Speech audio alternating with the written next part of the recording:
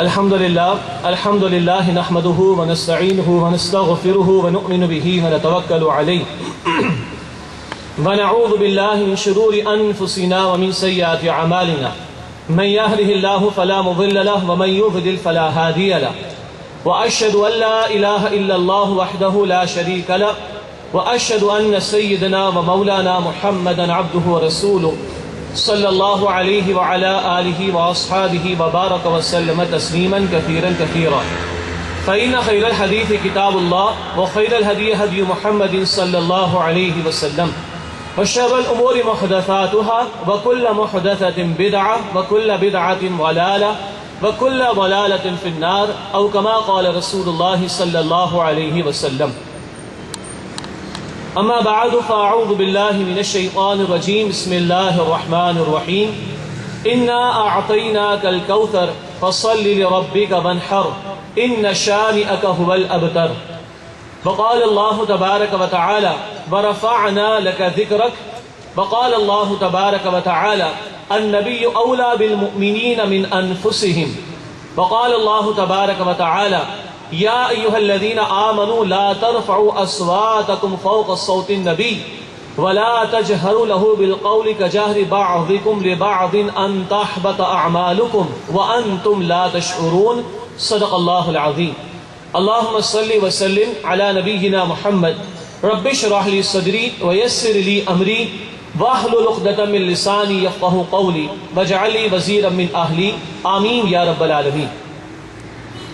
सबसे पहला तमाम हज़रात और ख़वातीन का मैं शुक्रिया अदा करना चाहता हूँ तंज़ीम इस्लामी की जानिब से कि आज की इस दावत को आपने कबूल फरमाया और हमारी इस महफ़िल को रौनक बख्शी। आज का जो हमारा मौजू है उसके दो हिस्से हैं उन्वान के एतबार से। मौजू तो हमारा है नामूस रिसालत सल्लल्लाहु अलैहि वसल्लम, लेकिन इस ज़मन में गुफ्तगू के दो हिस्से हैं। पहला हिस्सा ये है कि इस नामूस रिसालत के मामले के हवाले से हमारे मुल्क में और बैरून मुल्क जो सेकुलर तबक़ात की तरफ से एतराज़ात पेश किए जा रहे हैं उनके जवाबात देने की कोशिश की जाए। ये आज की नशिस्त का हासिल है और गुफ्तगू का अक्सर हिस्सा इसी पर मुश्तमिल है।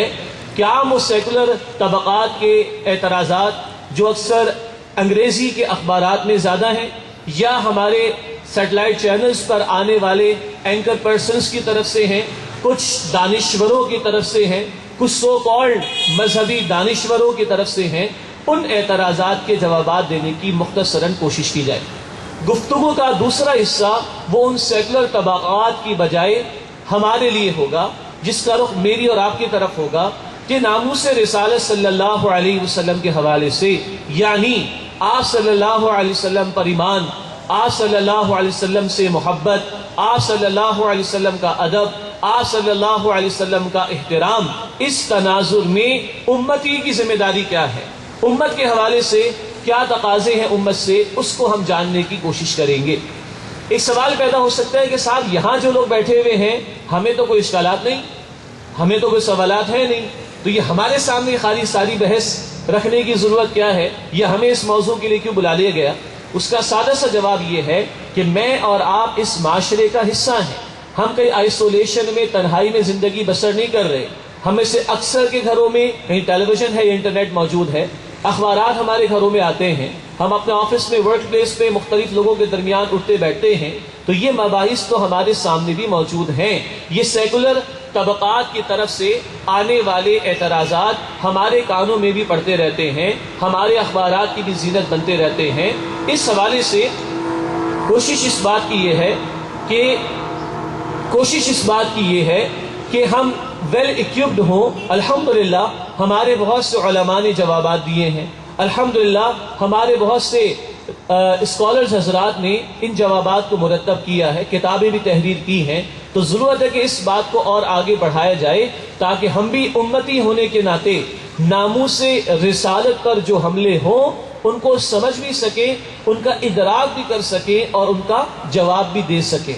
जहाँ तक तो रिसालत में सल्लल्लाहु ताला अलैहि वसल्लम की मोहब्बत है, आपका अदब है, आपका एहतराम है, ये बात हम पर बिल्कुल वाज़ेह है। मुझे इस वक्त आपके मकाम व मर्तबे, आपके अदब और एहतराम, आप पर ईमान और आपकी मोहब्बत के हवाले से यकीनन कोई दलाइल पेश करने की ज़रूरत नहीं है। آج کل کے تناظر میں یہ باتیں کئی مرتبہ ہمارے سامنے آ چکی ہیں. میں براہ راست اپنے گفتگو پر آ رہا ہوں جو کہ آج کی گفتگو کا اکثر حصہ ہے کہ جو مختلف نوعیت کے اعتراضات کیے جا رہے ہیں ان کا مختصر جواب دینے کی کوشش کی جائے. میں معذرت چاہوں گا کہ شاید گفتگو کے دوران کچھ جذباتیت آپ کو محسوس بھی ہو، اس لیے کہ بغیرتی کا عالم یہ ہے کہ رسول اللہ صلی اللہ علیہ وسلم کی ذات مبارکہ کو ایک عام انسان جیسی حیثیت بھی یہ سیکولر اور دانشور طبقات دینے کو تیار نہیں. تو خون تو کھولتا ہے، لیکن بہرحال اگر میری گفتگو میں آپ کو جذباتیت محسوس ہو تو اس کو معاف کیجیے گا. گو کہ وہ جذباتیت شاید آپ میں بھی ہو اور ہمارے ایمان کا تقاضا بھی ہو، لیکن کوشش یہ کرنی ہے کہ گفتگو جذباتیت کی نظر نہ ہو جائے اور ان سوالات کے جوابات بھی ہمارے سامنے آتے رہیں. ایک سب سے بڑا سوال اور سب سے پہلا سوال، چاہے وہ جاوید احمد غامدی صاحب ہو یا اینڈ کمپنی ہو یا انہی کے زیر اثر ہمارے ہاں کا وہ سیکولر طبقہ ہو جو کچھ دین پر گفتگو کرتے ہوئے دین کے حوالے دینے کی بھی کوشش کرتا ہے، اس مکتب فکر کی طرف سے یا اس سیکولر طبقے کی طرف سے پہلا سوال یہ آتا ہے کہ صاحب شاتم رسول یعنی گستاخ رسول کی کوئی سزا قرآن حکیم میں تو ہے نہیں. یہ مولوی کیوں واویلا مچاتے ہیں؟ یہ سڑکوں پر آ کے نعرے کیوں لگاتے ہیں؟ یہ لاکھوں کا اجتماع جس کو یہ لوگ ہزاروں کا کہتے ہیں، لاکھوں کی ریلی کراچی میں نکلی دکھائی نہیں، لاکھوں کی ریلی لاہور میں نکلی، ایکسپریس نیوز والوں نے لکھا 40,000 کا اجتماع تھا، اور اسی دن این کے والوں نے کوئی اجتماع کر رکھا ہوگا اس کی کوریج دی گئی. بھائی دیجیے کوریج، کسی نے منع نہیں کیا، لیکن جہاں لاکھوں کی تعداد اس کو کوئی تو کوریج دی جائے نہیں. 40,000 لوگ وہاں پر موجود تھے. تو یہ لوگ پہلا سوال یہ کرتے ہیں کہ قرآن حکیم میں تو شاتم رسول کی کوئی سزا نہیں، گستاخ رسول کی کوئی سزا نہیں، خامہ خواب لوگ جذباتی ہو جاتے ہیں، واویلے مچاتے ہیں. جواب نمبر 1، اس زمن میں دین قرآن جمع سنت رسول سے مکمل ہوتا ہے. دین قرآن جمع سنت رسول سے مکمل ہوتا ہے. اگر سنت رسول کو بالکل ہٹا دیں تو قرآن حکیم سے نماز ادا کرنے کا طریقہ بھی ثابت نہیں کیا جا سکتا. قرآن حکیم سے یہ نہیں بتایا جا سکتا کہ شادی کیسے ہوتی، قرآن حکیم سے نہیں بتایا جا سکتا کہ میت کے ساتھ کیا کرنا چاہیے. پھر تو زندگی گزارنے کا طریقہ ہی نہیں ہمارے پاس. تو پہلا جواب یہ ہے کہ دین قرآن جمع سنت رسول سے مکمل ہوتا ہے. سنت رسول کو اگر قرآن حکیم سے علیحدہ کر دیا جائے تو زندگی کے بہت سارے امور جن پر قرآن گفتگو تو کرتا ہے ان پر عمل درآمد کرنے کا طریقہ ہی ہمارے پاس نہیں ہوگا. نمبر 2، قرآن حکیم میں پچھلی امتوں میں جن لوگوں نے یا نافرمانوں نے رسولوں کے ساتھ جو کچھ کیا اس کا تذکرہ ملتا ہے. گستاخان رسول کا عبرتناک انجام ہونا چاہیے. یہ بات قرآن حکیم ایک مرتبہ نہیں 10 مرتبہ بیان کرتا ہے. قرآن نے نقل کیا نوح علیہ السلام کی قوم نے نوح علیہ السلام کی شان میں گستاخی کی، یہ کہہ کر کہ تم تو مجنون ہو، استغفر اللہ، یہ کہہ کر کہ تم تو جھوٹے ہو، معاذ اللہ، یہ کہہ کر کہ تمہارے اوپر ایمان لانے والے ہمارے معاشرے کے گئے گزرے لوگ ہیں، معاذ اللہ. قرآن حکیم 6 رسولوں کے واقعات تفصیل سے بیان کرتا ہے بار بار. نوح علیہ السلام، ہود علیہ السلام، صالح علیہ السلام، شعیب علیہ السلام، لوط علیہ السلام، موسیٰ علیہ السلام. ان رسولوں کو جن اقوام کی طرف بھیجا گیا ان کا تذکرہ قرآن بار بار کرتا ہے. ان اقوام کی نافرمان لوگوں نے جو جو رویے اختیار کیے قرآن نقل بھی کرتا ہے، اور قرآن یہ بھی بتاتا ہے کہ جب اللہ کا عذاب آیا تو یہ سارے نافرمان مٹا دیے گئے، ایمان والے بچا لیے گئے. خود الہامی اشارہ موجود ہے ایسی حرکتیں کرنے والوں کا انجام ایسا ہی ہونا چاہیے. قرآن حکیم ذکر کرتا ہے وہی ابو لہب جس نے رسول اللہ صلی اللہ علیہ وسلم کے بارے میں یہ کہا تبا لک لہذا جماعتنا، معاذ اللہ، محمد تمہارے ہاتھ ٹوٹے صلی اللہ علیہ وسلم، تم نے اس لیے ہمیں جمع کیا، اس لیے ہمیں جمع کیا کہ ایک اللہ کو مانے باقی کو چھوڑ دیں، تمہارے ہاتھ ٹوٹ جائیں. اللہ کو یہ بات اتنی ناگوار گزری، اتنی ناگوار گزری کہ قیامت تک اس پر لعنت فرمائی، اور قیامت تک یہ الفاظ پڑھے جائیں گے تبت یدا ابی لہب و تب، ابو لہب کے ہاتھ ٹوٹ جائیں، وہ ہلاک و برباد ہو جائے.